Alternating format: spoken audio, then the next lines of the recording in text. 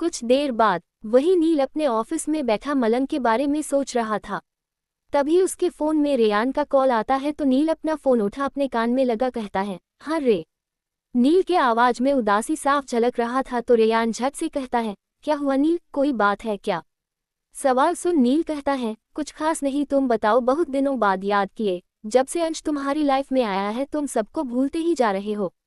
नील के बातों को सुन अपने आंखों को रोल करते हुए रेयान चिढ़कर कहता है, इनफ यार, सुबह से यही सुनते आ रहा हूँ, पहले दादी और अब तू। ये सुन हंसते हुए नील कहता है, फाइन, नहीं कहूँगा, वैसे आगे क्या करना है, कुछ सोचा है तुमने? तो रेयान कहता है, हाँ, एक बार अंश का एग्जाम खत्म हो जाए उसकी दी से बात करके अंश को अपने पास रख लूँगा। वही नील झट से कहता है, और दादी, उन्हें ये सच पता चलेगा तो क्या वो अंश को एक्सेप्ट करेगी? तो रेयान कहता है, आई डोंट केयर, अभी मेरे लिए सिर्फ अंश इम्पोर्टेंट है। तो नील भी बस मुस्कुरा देता है। इधर कॉलेज में अंश, मलंग और तन्वी तीनों अपना लेक्चर अटेंड कर रहे थे और कुछ ही देर में लंच ब्रेक हो जाता है तो तीनों अपने क्लास से बाहर निकल कैंटीन में बैठ जाते हैं। आज अंश और मलंग दोनों के चेहरे पर उदासी था, जिसे देख तन्वी कहती है, यार आज कॉलेज का लास्ट डे है, हम पूरे हफ्ते तक नहीं मिलेंगे और तुम दोनों ऐसे उदास बैठे हो, कुछ हुआ है क्या तुम दोनों को?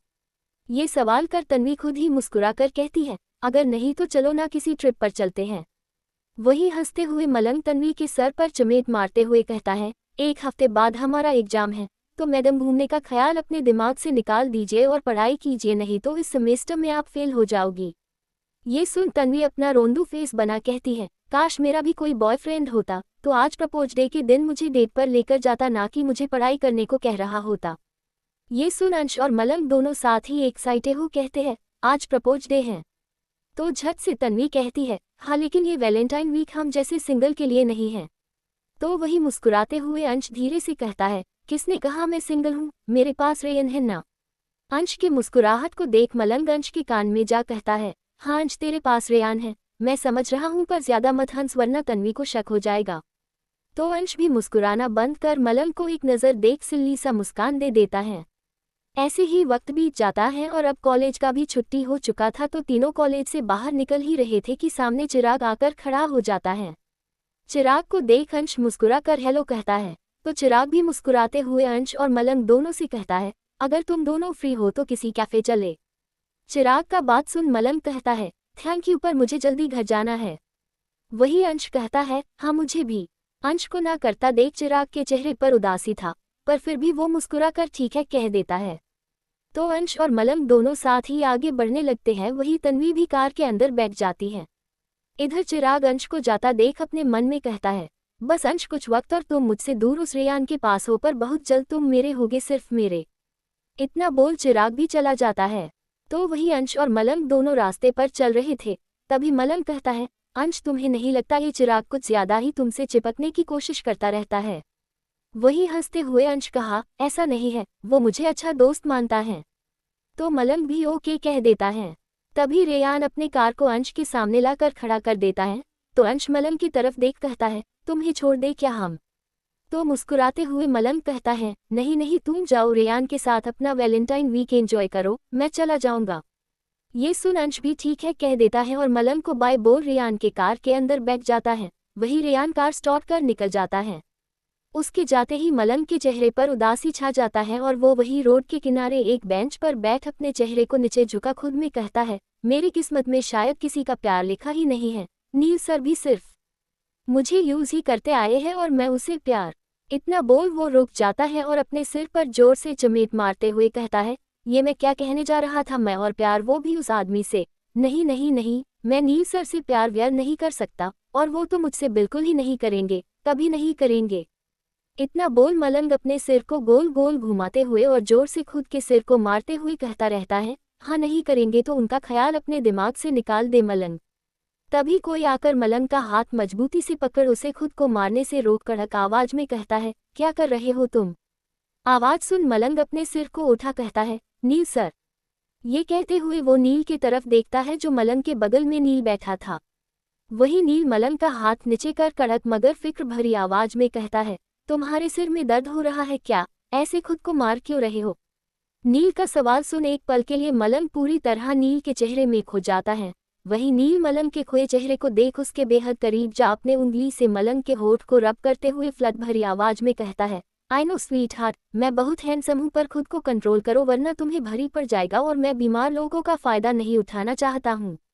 ये सुन मलंग गुस्से से नील का हाथ झटक कहता है, इतना ही मैं बीमार हूँ तो अपना कीमती टाइम मेरे लिए वेस्ट मत कीजिए नील सर, चैन से मरने दीजिए मुझे और वैसे भी आपको रात गुजारने के लिए हजारों मिल जाएगी, बहुत पैसे जो है आपके पास, आप तो किसी को भी खरीद सकते हैं। इतना बोल मलंग खड़ा होने को था, तभी नील मलंग का हाथ पकड़ अपने तरफ खिंच अपने गोद में बैठा लेता है और कहता है, सही कहा तुमने, बहुत पैसे हैं मेरे पास, मैं किसी को भी खरीद सकता हूँ अपने एंटरटेनमेंट के लिए, but I want you only. Neel के बातों को सुन थोड़ा हिचकिचाते हुए मलंग कहता है, क्यों, मैं ही क्यों? तो नील मुस्कुराते हुए मलंग के होठों के करीब जाते हुए कहता है, because you are very sexy and I can't control my self. इतना बोल नील मलंग के होठों को किस करने लगता है। वही मलंग नील को खुद से दूर करते हुए कहता है, आप क्या कर रहे हो, ये कॉलेज है, कोई देख लेगा। तो वही नील मुस्कुराते हुए मलंग को अपने गोद में उठा लेता है और कहता है, फाइन, तो घर जाकर करते हैं। ये सुन मलंग बस खामोश रहता है। शाम का वक्त हो रहा था। वही निशांत अपने लैपटॉप में वैलेंटाइन डे लिए दक्ष को सरप्राइज देने के लिए कुछ अच्छा ढूंढ रहा था, पर बहुत इधर उधर देखने के बाद भी निशांत को कुछ खास समझ नहीं आया आखिर वो दक्ष के लिए करे क्या। तभी दक्ष जो सीढ़ियों से उतरते हुए हॉल आ ही रहा था उसका नज़र निशांत पर पड़ता है और इतने शिद्दत से लैपटॉप को ताड़ते हुए निशांत को देख दक्ष खुद में कहता है, ये क्या कर रहा है। खुद से सवाल कर दक्ष निशांत के पास जा मुस्कुराते हुए कहता है, क्या कर रहे हो निशांत। वही निशांत दक्ष को देखते ही अपना लैपटॉप बंद कर देता है। निशांत के हरकत को देख चिढ़ते हुए दक्ष कहता है, ऐसा क्या कर रहे थे जो मुझे देखते ही अपना लैपटॉप बंद कर दिए। ये सुन निशांत अपने होठों पर फ्लर्टी मुस्कान टिका कहता है, जानना चाहते हो। तो झट से दक्ष अपने सिर को हाँ में हिलाते हुए कहता है, बिल्कुल जानना चाहता हूँ। तो निशांत दक्ष का हाथ पकड़ अपने गोद में बैठा लेता है और कहता है, फाइन, मैं बता दूंगा पर उसके लिए तुम्हें मुझे किस करना होगा। ये सुन दक्ष अपने होठों पर क्यूट सा पाउट बना कहता है, तो रहने दो, नहीं जानना है मुझे। इतना बोल वो निशांत के गोद से उठने की कोशिश कर रहा था पर निशांत दक्ष को और कस के अपने बाहों में जकड़ लेता है और सैडिक्टिव आवाज में कहता है, अब मुझे किस चाहिए स्वीट हार्ट, अब तुम खुद करोगे तो अच्छा होगा वरना अगर मैं किया तो। इतना कह वो रुक जाता है और बस किल्लर मुस्कान दे देता है। उसके मुस्कान को देख दक्ष कहता है, फाइन करता हूँ, पर तुम शुरू मत हो जाना और फिर मुझे बताना तुम लैपटॉप में क्या कर रहे थे। तो मुस्कुराते हुए निशांत ओके कह देता है। वही दक्ष अपने दोनों हाथों को निशांत के कंधे के ऊपर रख दिया और निशांत के करीब जा उसके होठों के ऊपर अपना होठ रख प्यार से निशांत के होठों को किस कर रहा था। दक्ष के कोमल होठ का स्पर्श करते ही निशांत दक्ष के कमर को पकड़ अपने बेहद करीब कर दक्ष को पेशेंटली किस करने लगता है।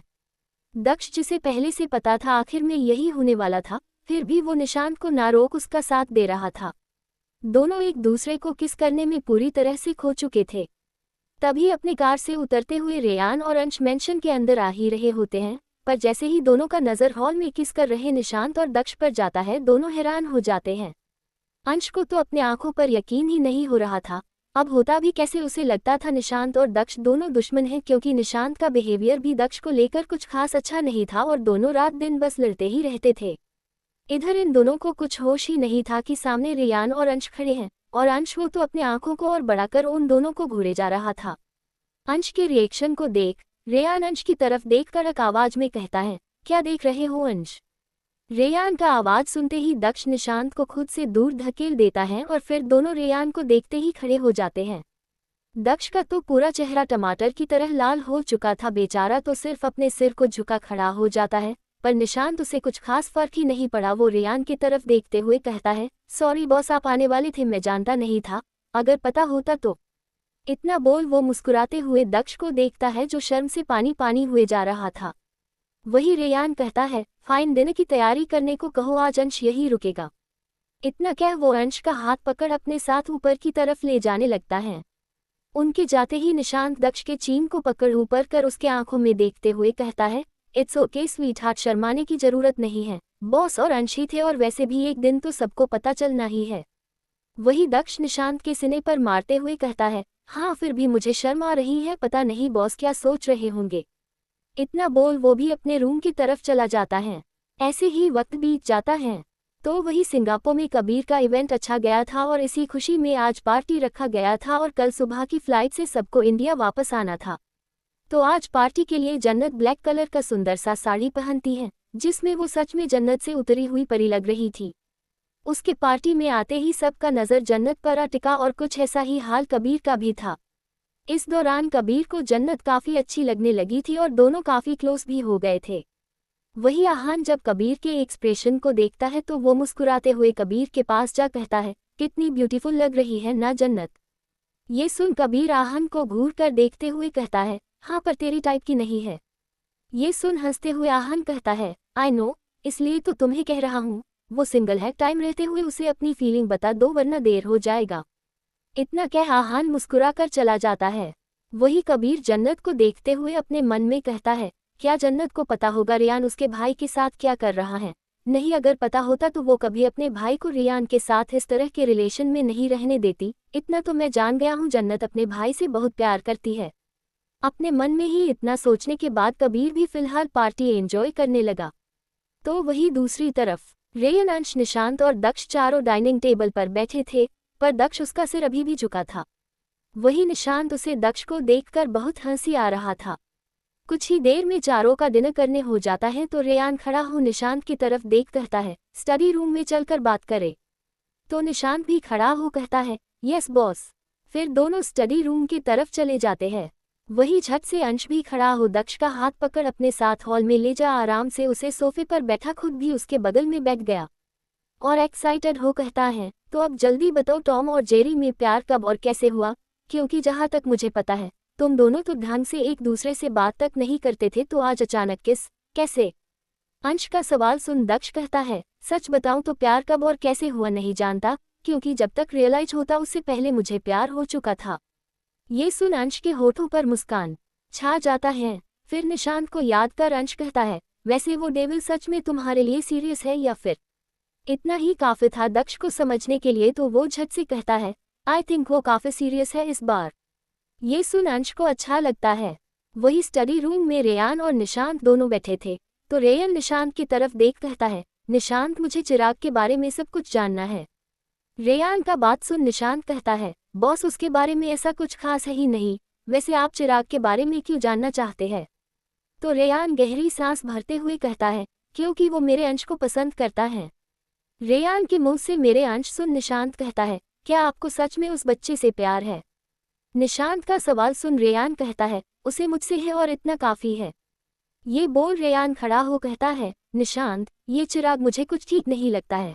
मैं इसे अंश के आसपास भी नहीं देखना चाहता हूं, तो अब तुम देख लो चिराग को कैसे डील करना है। तो निशांत कहता है, डोंट वरी बॉस, चिराग का कुछ करता हूं मैं। तो रेयान भी ओके कह स्टडी रूम से चला जाता है। इधर अंश बालकनी में खड़ा हो ऊपर आसमान की तरफ देख तारों को देख रहा था। तभी उसके फोन में नोटिफिकेशन का आवाज आता है, तो अंश अपना फोन निकालता है। किसी अनजान नंबर से एक मैसेज था और उस मैसेज को पढ़ अंश की आंखों से आंसू बहने लगता है। तभी रूम में रेयान आता है और अंश को बालकनी में खड़ा देख उसके पास जा कहता है, क्या हुआ अंश? रेयान का आवाज सुन झट से अंश अपने फोन को पैकेट में रख अपने होठों पर मुस्कान ला कहता है, कुछ भी नहीं। तो रेयान अंश का हाथ पकड़ रूम में लाते हुए कहता है, ओके चलो सोते हैं। तो अंश हाँ कह बेड पर लेट जाता है और अपनी आंखों को बंद कर लेता है। वही रेयान को अंश का बर्ताव थोड़ा अजीब लगता है, पर फिलहाल वो भी अंश के बगल में लेट जाता है। कुछ ही देर में रेयान को नींद आ जाता है, तो अंश अपने आंखों को खोल रेयान के तरफ देख अपने मन में कहता है, क्या रेयान को बता दूं? नहीं, पूरा सच जानने के बाद ही रेयान को कहूंगा। इतना बोल अंश भी सो जाता है। सुबह का समय हो रहा था।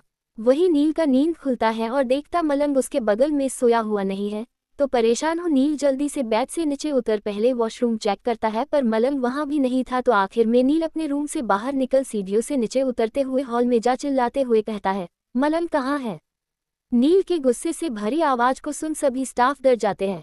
तभी बाहर से एक ड्राइवर अंदर आते हुए कहता है, नील सर, मलंग सर तो कहीं बाहर गए हैं अपनी बाइक से। ये सुन नील ड्राइवर के पास आ उसका कॉलर पकड़ गुस्से भरे आवाज में कहता है, और तुम जाने दिए उसे? तो वही ड्राइवर हकलाते हुए कहता है, वो नील सर, मैंने कोशिश की थी पर वो रुके नहीं, उन्होंने कहा बहुत अर्जेंट है। ड्राइवर का बात सुन नील उसका कॉलर छोड़ कहता है, फाइन। इतना बोल नील अपने रूम की तरफ जाते हुए मलंग के नंबर पर कॉल करता है। पर मलंग अपना फ़ोन उठा ही नहीं रहा था। तो चिढ़ते हुए नील अपने असिस्टेंट को कॉल कर कहता है, मलंग का लोकेशन ट्रैक करके मेरे फ़ोन में भेजो। तो उसका असिस्टेंट ओके सर कह देता है। फ़ोन कट हो चुका था, नील फ्रेश होने चला जाता है। तो वही असिस्टेंट नील को लोकेशन सेंड करते हुए कहता है, पता नहीं इस मलंग में ऐसा क्या है जो बॉस इसके लिए इतना परेशान रहते हैं। आज से पहले मैंने कभी बॉस को ऐसे नहीं देखा। इतना कह अफसोस से अपना चेहरा बना नील का दिया हुआ काम करने लगा। तो वही दूसरी तरफ रेयान रेडी हो रहा था और अंश बेड पर बैठा अपने ही ख्यालों में कहीं खोया हुआ था। तभी रेयान अंश के सामने खड़ा हो उसके चेहरे को ऊपर कर कहता है, जब मैं सामने हूं तो तुम किसके बारे में सोच रहे हो? रेयान का सवाल सुन मुस्कुराते हुए अंश कहता है, मैं आपके अलावा किसी और के बारे में सोच सकता हूँ क्या रेयान? अंश का प्यारा बात सुन रेयान के होठों पर मुस्कान छा जाता है और वो प्यार से अंश के माथे को चूम लेता है। फिर दूर होते हुए कहता है, आज शाम मेरे साथ डेट पर जाओगे? तो मुस्कुरा कर अंश ओके कह देता है। तो रेयान भी ठीक है कह जाने वाला था, तभी अंश रेयान का हाथ थाम लेता है। तो रेयान अंश की तरफ मुड़ते हुए कहता है, कुछ कहना है क्या? तो झट से अंश कहता है, हाँ सॉरी, मुझे अभी याद आया आज मुझे मलंग और तन्वी के साथ पढ़ाई करना है, तो शायद मैं शाम को आपके साथ ना जा पाऊँ। ये सुन रेयान कहता है, ठीक है कोई बात नहीं, पर जहाँ भी जाना हो तुम निशांत के साथ ही जाओगे। तो अंश ओके कह देता है। वही रेयान चला जाता है। रेयान के जाते ही अंश अपने मन में कहता है, सॉरी रेयान आपसे झूठ कहना पड़ा, लेकिन जब तक मुझे सच पता नहीं चल जाता मैं आपको कुछ नहीं कह सकता हूँ और निशांत भैया के साथ भी नहीं जा सकता। अब मैं क्या करूँ? खुद में ही ये सवाल कर अंश सोचने लगता है। इधर नील मलंग का लोकेशन ट्रैक कर उस जगह पहुंच चुका था और लोकेशन देख काफी हैरान भी था, क्योंकि लोकेशन उसके डैड की कंपनी का था। अपने कार से बाहर उतर नील खुद में कहता है, मलंग यहाँ क्यों आया होगा, कहीं डैड ने तो नहीं? इतना कह उसके आंखों में गुस्सा भर जाता है। वो गुस्से में ही कंपनी के अंदर जाने लगा। नील के गुस्से को देख कंपनी में मौजूद सभी स्टाफ साइड हो जाते हैं और कुछ ही देर में नील अपने डैड के केबिन के पास आ गया और दरवाजा पटक कर खोलकर अंदर जाता है तो देखता उसका मलंग नील के डैड के सामने बैठा था। नील को देखते ही मलंग खड़ा हो जाता है। वही उसके डैड नील की तरफ देख को मुस्कान के साथ कहते हैं, वेलकम माय सन। तो नील अपने डैड के बातों को इग्नोर कर मलंग के पास जा गुस्से भरे आवाज में कहता है, तुमसे कितनी बार कहा है मलंग मुझे बिना बताए कहीं मत जाया करो, इतनी सी बात तुम्हें समझ नहीं आती? नील का बात सुन मलंग कोई जवाब देता उससे पहले उसके डैड खड़े हो कहते हैं, मैं इसे यहाँ बुलाया था। ये जान नील अपने डैड को गुस्से से घूरते हुए कहता है, कितनी बार आपसे कहा हूँ मेरे चीजों से दूर रहा कीजिए। तो उसके डैड जोरों का हंसते हुए कहते हैं, अरे बेटा इतना गुस्सा क्यों हो रहे हो, मैं तो बस अपने फ्यूचर सन इन लॉ से मिलना चाहता था। जैसे ही नील के डैड मलंग को सन इन लॉ बुलाते हैं मलंग की आंखें हैरानी से बड़ी हो जाती हैं। मलंग को इतना हैरान देख नील के डैड मलंग के पास आ उसके कंधे पर अपना हाथ रख मुस्कुराते हुए कहते हैं, क्या हुआ बेटा? अरे तुम मेरे बेटे के साथ रिलेशनशिप में हो तो जाहिर सी बात है तुम मेरे सन इन लॉ ही हुए ना? वही नील कठोर आवाज में कहता है, हम रिलेशनशिप में नहीं है और न ही कपल है। नील के बातों को सुन पता नहीं क्यों पर मलंग के दिल में दर्द हो रहा था और आंखों में आंसू भर जाता है। वही उसके डैड नील की तरफ देख कहते हैं, तो तुम दोनों के बीच कौन सा रिश्ता है? सवाल सुन नील कहता है, मैं आपको बताना जरूरी नहीं समझता। इतना बोल नील मलंग का हाथ मजबूती से पकड़ अपने साथ केबिन के बाहर ले जाने लगता है। उनके बाहर जाते ही नील के डैड अपने चेयर पर आराम से बैठ खुद में कहते हैं, नील बेटा मैं तुम्हारे और उस लड़के के बीच कभी कोई रिश्ता बनने भी नहीं दूंगा। बहुत शौक है ना तुम्हें मेरे हर मामले में आने की, अब देखो मैं कैसे मलंग को तुम्हारी जिंदगी से बाहर फेंकता हूँ। इधर नील मलंग को लेकर अपने कार के पास पहुंचता है और उसे गुस्से में ही कार के तरफ धक्का देते हुए कहता है, शौक है तुम्हें मुझे परेशान करने का? क्या चाहते हो पूरा दिन मैं तुम्हारे लिए वेस्ट करूं अपना सारा काम छोड़कर? नील के कहे बातों को सुन मलंग को भी अब गुस्सा आ जाता है और चिल्लाते हुए कहता है, तो क्या मैंने बोला है आपको अपना सारा काम छोड़कर मेरे पीछे आने को? चले जाइए, मुझे आपकी जरूरत भी नहीं है। ये कहते हुए मलंग की आंखों से आंसू भी टपक रहा था। मलंग के बातों और उसके आंसू को देख नील अपने गुस्से को थोड़ा शांत कर कहता है, मैं बस ये कहना चाहता हूँ कि तुम जहाँ भी जाओ मुझे बता कर जाओ। तो मलंग उसी टोन में कहता है, क्यों आपने मुझे खरीदा है इसका मतलब ये नहीं है कि मैं आपका गुलाम हूँ। इतना बोल मलंग नील को अपने आगे से साइड करने की कोशिश करते हुए कहता है, जाने दीजिए मुझे, और जब हमारे बीच कोई रिश्ता ही नहीं तो फिर ये क्या करने का ड्रामा बंद कर दीजिए। मलंग का बात और उसका बिहेवियर को देख अब नील को भी गुस्सा आ रहा था। वो मलंग का दोनों बाजू कस के पकड़ कठोर आवाज में कहता है, बहुत बोल लिए तुम मलंग, अब मेरी सुनो। तुम हो मेरे गुलाम और जैसा मैं कहूँगा तुम्हें वैसा ही करना पड़ेगा, वरना तुम अच्छे से जानते हो मैं क्या कर सकता हूँ तुम्हारे अंकल के साथ। अपने अंकल का जिक्र आते ही मलंग खामोश हो जाता है। इतनी जल्दी मलंग को शांत होता देख नील के होठों पर देवल वाली मुस्कान आ जाती है और वो नील के होठ को रब करते हुए कहता है, देखो तुम खामोश होते हो तो कितने अच्छे लगते हो माय क्यूटी पाई। वही मलंग आगे कुछ कह ही नहीं पाता है। तभी हॉस्पिटल से डॉक्टर आदर्श का कॉल आ रहा होता है, तो नील फोन उठा अपने कान में लगा कहता है, हाँ बोलो। तो डॉक्टर आदर्श कहता है, नील आज 2 बजे मलंग का थेरेपी सेशन होना है, तुम कब तक उसे लेकर आ रहे हो? मलंग को हॉस्पिटल जल्दी पहुंचना होगा। तो नील मलंग की तरफ देखते हुए कहता है, हाँ 1 घंटे में आ रहा हूँ। इतना बोल वो फोन काट देता है। फिर मलंग से कहता है, जल्दी चलो हमें जल्दी हॉस्पिटल जाना होगा, आज तुम्हारा सेशन होना है। नील का बात सुन मलंग अपने बाइक की तरफ देख रहा होता है, तो नील मलंग का हाथ पकड़ उसे अपने कार के अंदर बैठाते हुए कहता है, ड्राइवर को बोल दूंगा तुम्हारा बाइक मेंशन छोड़ दे, अब जल्दी करो। उसे बैठा खुद भी ड्राइविंग सीट में जाकर बैठ जाता है और कार स्टार्ट कर निकल जाता है। तो वही दूसरी तरफ अंश और निशांत दोनों कार में बैठे हुए थे और अंश उसके चेहरे पर उदासी छाया हुआ था, जिसे देख निशांत कहता है, क्या हुआ, चेहरा क्यों लगता हुआ है तुम्हारा? निशांत का सवाल सुन अंश मुस्कुराते हुए कहता है, कुछ भी तो नहीं हुआ। तो निशांत भी ओके कह देता है और कुछ ही देर में अंश का घर आ जाता है, तो अंश कार से उतर जाता है। वही निशांत कार की विंडो को नीचे कर अंश से कहता है, अगर कोई ज़रूरत या कहीं जाना हो तो मुझे कॉल कर लेना। तो अंश ठीक है कह देता है। फिर निशांत चला जाता है। निशांत के जाते ही अंश अपने घर का दरवाजा खोलते हुए घर के अंदर जाता है, तो देखता चिराग उसके घर के हॉल में बैठा हुआ था। अंश को अंदर आता देख मुस्कुराते हुए चिराग खड़ा हो जाता है और कहता है, थैंक यू अंश, मुझसे मिलने आए। तो अंश चिराग के पास जा उदासी भरी आवाज में कहता है, तुमने मुझसे कहा तुम जानते हो मेरे पेरेंट्स का एक्सीडेंट किसने किया है, क्या ये सच है? और तुमने ऐसा क्यों कहा कि मैं रियान को इस बारे में कुछ न बताऊं? क्यों चिराग? रात को जो मैसेज अंश को आया था वो चिराग का था। वही चिराग अंश का बाजू पकड़ कहता है, हाँ मुझे पता है अंश, और अगर रियान को इस बारे में पता चलता तो वो कभी तुम्हें यहाँ आने नहीं देता। चिराग का बात अंश के कुछ पल्ले नहीं पड़ रहा था, वो चिढ़ते हुए कहता है, पहेलियां बुझाना बंद करो चिराग और मुझे बताओ मेरे पेरेंट्स का एक्सीडेंट किसने किया है? तो चिराग कहता है, सच पता चलने के बाद तुम उस इंसान के साथ क्या करोगे अंश, जो तुम्हारे पेरेंट्स का एक्सीडेंट किया हो? तो अंश गुस्से भरे आवाज में कहता है, उसे जेल भेज दूंगा पूरी जिंदगी के लिए, मैं उस इंसान को कभी माफ नहीं करूंगा। ये सुन चिराग कहता है, पर अफसोस अंश, तुम उस आदमी के साथ कुछ नहीं कर पाओगे, क्योंकि तुम उस इंसान पर खुद से भी ज्यादा भरोसा करते हो। इनफैक्ट अगर मैं सही हूं तो तुम उससे प्यार करते हो। चिराग का बात सुन अंश के दिमाग में रेयान का ख्याल चलने लगता है। फिर भी वो कहता है, तुम क्या कहने की कोशिश कर रहे हो चिराग, मैं समझा नहीं। तो चिराग अंश के चेहरे पर अपना हाथ रख कहता है, अंश तुम्हारे पेरेंट्स का एक्सीडेंट रेयान ने किया है। ये सुन अंश हैरान हो जाता है और चिराग का हाथ अपने चेहरे से झटकते हुए गुस्से में कहता है, क्या बकवास कर रहे हो तुम चिराग, आई नो तुम मेरे रेयान को पसंद नहीं करते हो, पर ये सब आखिर क्यों चिराग, तुम उनके बारे में ऐसा कैसे कह सकते हो? तो वही चिराग कहता है, मैं जानता था तुम मेरी बात पर कभी यकीन नहीं करोगे, इसलिए मैं सबूत भी साथ लेकर आया हूँ। अंश से इतना कह चिराग अपना फोन निकाल एक्सीडेंट वाला वीडियो दिखाता है। पूरा वीडियो देख अंश के आंखों से आंसू तेजी से बाहर आने लगता है, पर उसका दिल वीडियो में साफ साफ देखने के बाद भी इस बात को मानने से इनकार कर रहा था कि उसका रेयान ऐसा कुछ कर सकता है। तो अंश गुस्से में चिराग का फोन फ्लो पर पटकते हुए कहता है, बस चिराग बहुत हो गया, मुझे नहीं कुछ देखना और सुनना है अपने रेयान के बारे में, वो मेरे साथ ऐसा कभी नहीं कर सकते हैं। अंश का बात सुन चिराग हैरान हो जाता है। वही अंश उसका फोन फ्लो से उठा चिराग के हाथ में थामाते हुए कहता है, अब तुम जा सकते हो, मुझे कुछ नहीं सुनना है। तो चिराग कहता है, अंश तुम रेयान पर भरोसा करके गलती कर रहे हो। वही अंश चिराग का हाथ पकड़े उसे घर के बाहर करते हुए कहता है, प्लीज मुझे अकेला छोड़ दो चिराग और चले जाओ अभी यहाँ से।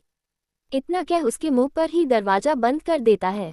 तो वही दूसरी तरफ रेयान एक मीटिंग में बैठा था और कुछ ही देर में उसका मीटिंग ओवर हो जाता है, तो रेयान अपना फोन निकाल अंश को कॉल करता है। वही अंश दरवाजे के नीचे ही खामोश बैठा था। इस वक्त उसका दिमाग पूरी तरह से ब्लैंक हो चुका था, कुछ सोचने और समझने के हालात में भी वो नहीं था।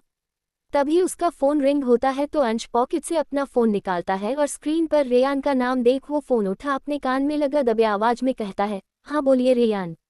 आवाज सुनते ही रेयान कहता है, क्या हुआ, तुम परेशान लग रहे हो? तो झट से अंश कहता है, नहीं वो मलंग और तन्वी साथ ही है ना, इसलिए आपको ऐसा लग रहा होगा। वो मैं उनके सामने बात नहीं कर सकता, आपको कुछ काम है क्या?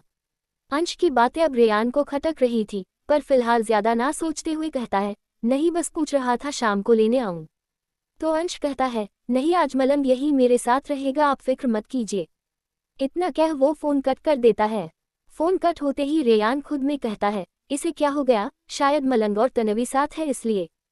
खुद में ही इतना कह रेयान अपने ऑफिस में आ चेयर पर बैठ अपना काम कर रहा था, तभी उसके दिमाग में नील का ख्याल आता है और काफी दिनों से वो नील से मिला भी नहीं था और आज अंश भी नहीं था, तो वो सोचा आज नील से मिल लिया जाए, इसलिए वो उसे फोन करता है। इधर नील डॉक्टर आदर्श के केबिन में बैठा हुआ था। अपने फोन में रेयान का कॉल आता देख नील फोन उठाते हुए कहता है, हाँ रे। तो रेयान कहता है, आज शाम को मिलोगे? वही नील झट से कहता है, सॉरी रे नहीं मिल सकता, एक्चुअली मैं हॉस्पिटल में हूँ। नील हॉस्पिटल में ये सुन रेयान परेशानी भरी आवाज में कहता है, क्यों क्या हुआ तुम्हें? तो थोड़ा उदास हो नील कहता है, मुझे नहीं मलंग, उसकी तबीयत ठीक नहीं है तो उसे लेकर आया हूँ। मलंग हॉस्पिटल में है ये जान रेयान हैरान था, और हैरानी भरी आवाज में ही वो कहता है, मलंग तुम्हारे साथ है? तो झट से नील हाँ कह देता है, बाद में बात करता हूँ। ये बोल रेयान कॉल काट देता है। कॉल कट कर रेयान अपने चेयर पर लग अंश के बातों को याद कर खुद में कहता है, अंश मुझसे झूठ क्यों कह रहा है? अगर वो मलंग के साथ नहीं था तो फिर किसके साथ है?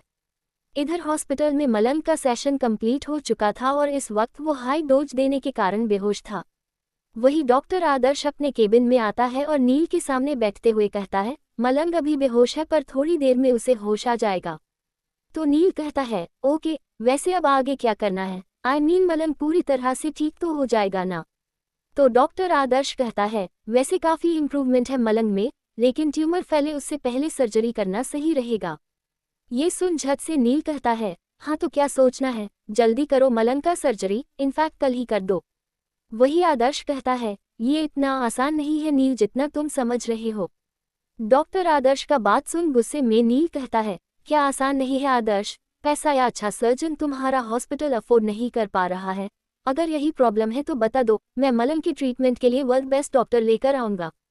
नील का पूरा बात सुन आदर्श हैरान रह जाता है और नील की तरफ देख कहता है, कोई इंसान इतना घटिया कैसे हो सकता है नील? आई नो मलंग सिर्फ तुम्हारा सेक्स पार्टनर है, पर कम से कम थोड़ी दया तो खा लो उस मासूम बच्चे पर। तुम्हें पता है इस सेशन के दौरान उसके शरीर में 20 से भी ज्यादा इंजेक्शन लगाया गया होगा, कितना दर्द में है वो, और तुम उसके साथ ऐसा बिहेव करते हो। पता नहीं बेचारा कैसे तुम्हारे चक्कर में फंस गया, काश तुम्हारी जगह में होता तो मैं कभी।